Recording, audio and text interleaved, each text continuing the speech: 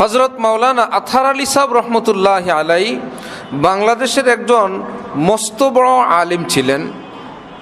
হাকিমুল উম্মত মাওলানা থানভীর বড় খলিফা ছিলেন। আমরা হাফিজি হুজুরের নাম শুনি, সদর সাহেবের নাম শুনি, মুফতি শফি সাহেবের নাম শুনি। ওনারা নিজের জায়গায় এত বড়, এত সত্ত্বেও আতহার আলী সাহেবের সামনে সবাই ছাত্র। হাফিজ হুজুর ভয়েও কথা বলতেন না, সদর সাহেব মুখ খুলতেন না, শফি সাহেবরা আত্তাহিয়াতুর মতো বসতেন। যিনি মুফতি আজম পাকিস্তান, দুই পাকিস্তানের বড় মুফতি, মুফতি শফি সাহেব আত্তাহিয়াতুর মতো বসতেন আতহার আলী সাহেবের সামনে। বুঝেন কেমন মানুষটা। হযরত মাওলানা আতহার আলী সাহেব একটাই ওনার কমতি, উনি বাংলাদেশি, এটাই ওনার দোষ। না হলে ওনার ঢঙ্কা আরো বাস্তব। কারণ কেউ বিদেশিরা, বিশেষ করে আমাদের পার্শ্ববর্তী রাষ্ট্র পাকিস্তান, ভারতের কেউ বাংলাদেশের আলিমদের কাছে পড়তে আসে না। বাঙালিরা ভারত পাকিস্তানে পড়তে যায়, এটা অনেক আগের থেকেই। আর না আসার কারণ হলো বাঙালিরা উর্দু পারে, সেই দেশে গেলে তাদের ভাষা আমরা পারি, ওনারা বাংলা পারে না। আমাদের দেশের আলিমদের কাছে এসে বাংলা বুঝে না। আবার বাংলা ভাষায় পর্যাপ্ত কোরআন হাদিসের ব্যাখ্যা গ্রন্থ এরকমটা নাই, যার কারণে বাঙালি এত বড় বড় আলেমরা ওই সমস্ত দেশে যতটা সমাদৃত হওয়ার হয় নাই। বাকি হলো একটা ব্যতিক্রম ঘটনা বর্তমানে চলছে। আমাদের শায়েখ ঢালকানগরের হজরত, আমাদের পীর ও মুর্শেদ হজরত মাওলানা শাহ আব্দুল মতিন সাহেব দামাত বারাকাতুহুম, ওনার নিকট এখন ভারত, পাকিস্তান, নেপাল, ভুটান, কাশ্মীর অনেক দেশের উর্দু ভাষীরা হজরতের কাছে মুরিদ।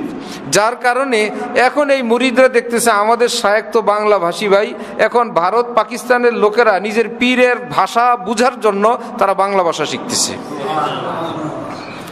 চলো আমরা বহুদিন ঘুরছি তোমাদের পিছে, এবার ঘুরো বাঙালিদের পিছে একটু।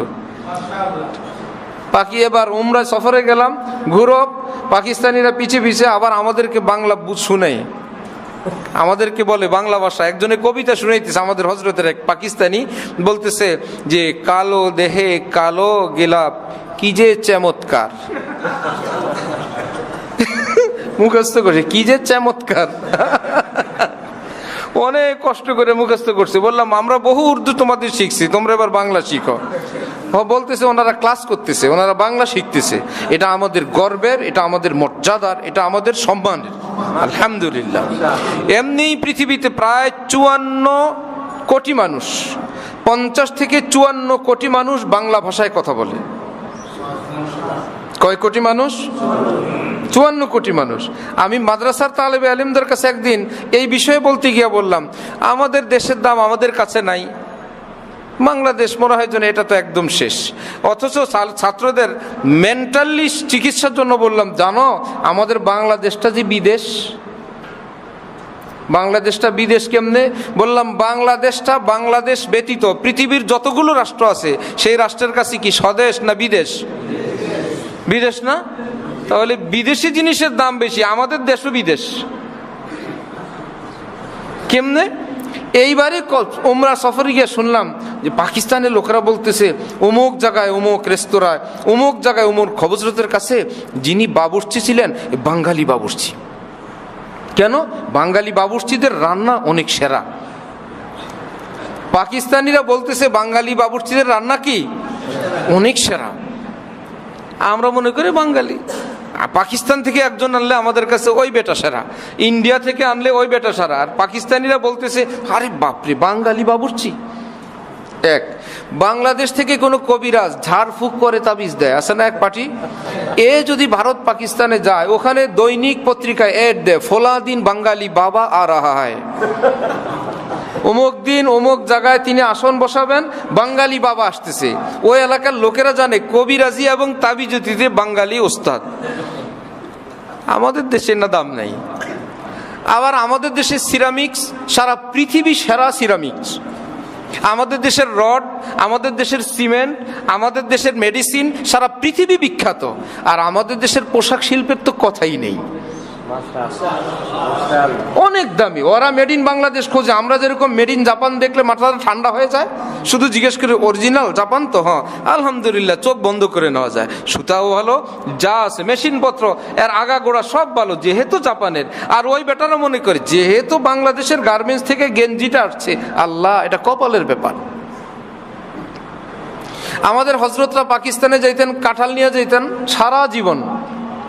সফরে যাবেন কাঁঠাল, কেন? পাকিস্তানে কাঁঠাল নেই। কাঁঠাল আর হাদিয়া কয়টাই নেওয়া যায়, বাইসা বুইসা একটা নিয়ে যেতেন, দুইটা নিয়ে যেতেন। শুনতাম আজান দিয়ে খাইতো ওরা। আজানের এক অর্থ হইল এলান, ঘোষণা দিয়ে খাইতো, মানে ভাই বাংলাদেশ থেকে কাঁঠাল আসছে, মেয়ের বাড়িতে 4 কোষ, ছেলের শ্বশুর বাড়িতে 2 কোষ, আত্মীয় স্বজন 1-2 কোষ করে ভাই বাংলাদেশ থেকে কাঁঠাল আনছে। পটল তরকারি নিয়ে যেতেন, ওদের দেশে পটল হয় না। আমাদের দেশের পটল তরকারি পাকিস্তান নিয়ে যেতেন। পাঙ্গাস মাছ তো হয় না, বিশাল 10-12 কেজির আমরা পাঙ্গাস ককশিটের মধ্যে প্যাকেট করে বরফ টরফ দিয়ে যেতাম। বাংলাদেশ থেকে পাঙ্গাস আসছে। ইলিশ গেরে তো আর কথাই নেই, পাল্লা মিছলি আয়া ভাই। ইলিশরে বলে কি? পাল্লা মিছলি। আর বাংলাদেশি আম তো এখন পৃথিবী বিখ্যাত। এই কথাগুলো এই জন্য বললাম, হীনমন্যতা একটা রোগ। নিজের দেশের মান, নিজের দেশের মর্যাদা, নিজের দেশের কিছু যদি না জানে, মনে করে কোথায় আছি। আমাদের একজন হাজী সাহেব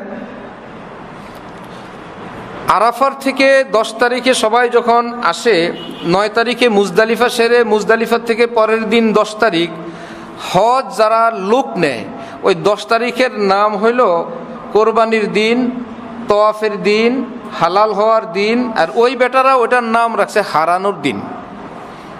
শুধু হাজি হারায় 10, 20, 50 জন বিকাল পর্যন্ত এগুলো ফোন আর ফোন। অমুকজন অমুক জায়গায়, অমুকজন হারায় গেছে, বলে আমারে নেন। কোন জায়গায়? এই জায়গায়। এই জায়গায় কোন জায়গায়? আমি জানি আমি কোন জায়গায়। আরে বাবা, আপনাকে নিতে আসবো, আপনি কোন জায়গায় আছেন? আমি চিনি না, আমরা নিয়ে যান। এত ভয়ঙ্কর হারানোর দিন। আমরা হজরতওয়ালার সঙ্গে সফরে এর মধ্যে কিছু সাথী হারাইছি। তো আমি রাতের বেলা মুজদালিফা থেকে আমাদের বাসা পর্যন্ত পথটা, হজরতওয়ালাকে ঘুম পাড়ায় আমি রাতের আধারের পথটা দেখে গেছি। সকালে ভিড়ের মধ্যে পথ পাওয়া যায় না, সকালে কোন পথে আমরা আসব এই পথটা চিনে আবার গিয়ে ফজরের আগ দিয়ে হজরতওয়ালার কাছে। হজরত বললেন যে ভাই চলো, রাস্তা চিনো? চিনি। সব মানুষ যায় একদিকে, আমরা যাই আরেক দিকে। ভাই কই নাও? জি হজরত, রাস্তা আমার চেনা আছে। যাক, একদম কোনো সান্নাটা লোক নাই, তাবুর একদম পাশ দেওয়া। ভাই সব লোক পতাকা নিয়ে ওই দিক যায়। হজরত এরা পাথর মারতে যায়, আমরা তো বাসা হয়ে যাব এইদিকে। আমাদের বাসার সামনে গিয়ে দেখি একজন হাজী সাহেব, যিনি হারাইছিলেন, সারা দিন ঘুরতে ঘুরতে ঘুরতে ক্লান্ত শ্রান্ত হয়ে তাবুর সামনে বসে আছে। সেই বেচারা জানে না এটা যে আমাদের তাবু।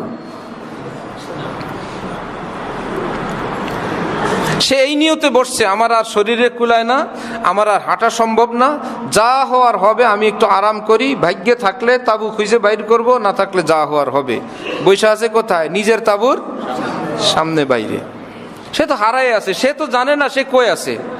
এর মধ্যে যখন আমাদেরকে দেখছে, হাসা আরম্ভ করছে যে আমি একাই হারাই নাই, পুরো গ্রুপে হারাইছে।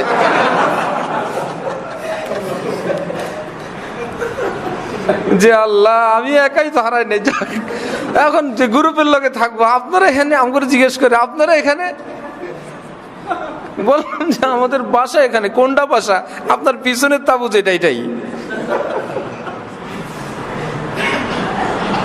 উপলব্ধিতে নাই, উনি যে ওনার কাছে আছে, উনি যে ওনার তাবুর সামনে আছে, এই উপলব্ধি না থাকার কারণে মনটা কি বড় ছিল না ছোট ছিল? পিচ্ছি মন নিয়ে আমি হারাই গেছি। আবার আমাকে দেখা বলে আল্লাহ, আমি একা হারাই নাই, পুরো গ্রুপটাই হারাই গেছি। অনেক মানুষ আমাদের এই দেশকে, দেশের শান মান মর্যাদা এবং দেশের গুণ, দেশের রত্ন, দেশের সম্পদ সম্পর্কে বেখবর থাকার কারণে এত দামি দেশে থাইকাও ওই তাবুর বাইরে লোকটার মতো মিসকিনের মন নিয়ে থাকে। ও ভাই, বাড়ি কই? বাংলাদেশ। বাংলাদেশ। ওই বেটারা বলে আল্লাহ, মেড ইন বাংলাদেশ, আলহামদুলিল্লাহ, একটা ভালো জিনিস আনছেন। এই জন্য নিজের দেশকে ভালোবাসা, এটা ইমানের অংশ। নিজের দেশের মোহাব্বত, এটা ইমানের অংশ। আজকে পদ্মা ব্রিজ উদ্বোধনের অপেক্ষায় এখন থেকে কমপক্ষে 10 বছর আগে উত্তরায় এক মাহফিলে আমাদের হজরত ওয়াজ করছেন। ওয়াজের পরে তখন পদ্মা ব্রিজের কাজের আলোচনা চলছে, 2012-র দিকে মনে করেন। হজরত মুনাজাতে, আল্লাহ আমাদের দেশটা অর্ধেক হয়ে আছে, আল্লাহ আপনি আমাদের এই দেশটাকে একটা জোড়া লাগাই দেন, এত আমরা গরিব দেশ, আমরা কেমনি করব, আল্লাহ আপনি তৌফিক দিয়ে দেন, পদ্মায় একটা ব্রিজ হয়ে যায়, এখানে হোক আর আরিচাই হোক, একটা ব্রিজের জন্য অনেক দোয়া করছেন। মুনাজাত শেষে একজন রাজনৈতিক নেতা এসে ওনাকে দেখতে আসছেন, অনেক উপর স্তরের, যে পীর সাহেব মানুষ, হুজুর মানুষ, আবার ব্রিজের জন্য দোয়া করে, জীবনের প্রথম দেখলাম। ব্রিজের সঙ্গে আপনাদের সম্পর্ক কি? আপনারা নামাজ রোজা নিয়ে বলবেন, আমরা তো এই জানি। হজরত বললেন, না ভাই, একটা নিজের দেশ, দেশকে ভালোবাসা, দেশের জন্য দোয়া করা, দেশের কল্যাণ কামনা করা, এটা সারা পৃথিবীর মুসলমান না, সারা পৃথিবীর মানুষকে আল্লাহ পাক, আল্লাহ নবী শিখিয়ে গেছেন। সুবহানাল্লাহ। এই জন্য আজকে আমাদের শায়েখ বাংলাদেশি, তিনি উর্দু ভাষায় মাসে একদিন বয়ান করেন, উর্দুতে বয়ান করেন। পৃথিবীর 30টা দেশ থেকে, এখন আরো কম বেশ কমতেছে বাড়তেছে, প্রায় 30টা দেশ থেকে, এক এক দেশের বহু জায়গায় তারা এরকম মাইক লাগায়, স্পিকার লাগায়, যে ভাই বাংলাদেশের পীর, যিনি বর্তমান যুগের একজন সর্বসেরা আল্লাহওয়ালা, তিনি বয়ান করতেছেন। তারা এরকম মাইকিং করে, পোস্টারিং করে, প্রচার করে, এরকম মজমা বানায়, বয়ান হয় ঢাকা থেকে, প্রচার হয় 30টা দেশে। এটা কি আমাদের সম্মান না? এটা আমাদের মর্যাদার না? এইবার যখন দেখলাম যে তারা ঘুরে পিছনে পিছনে, কি মজা লাগছে আমাদের কাছে।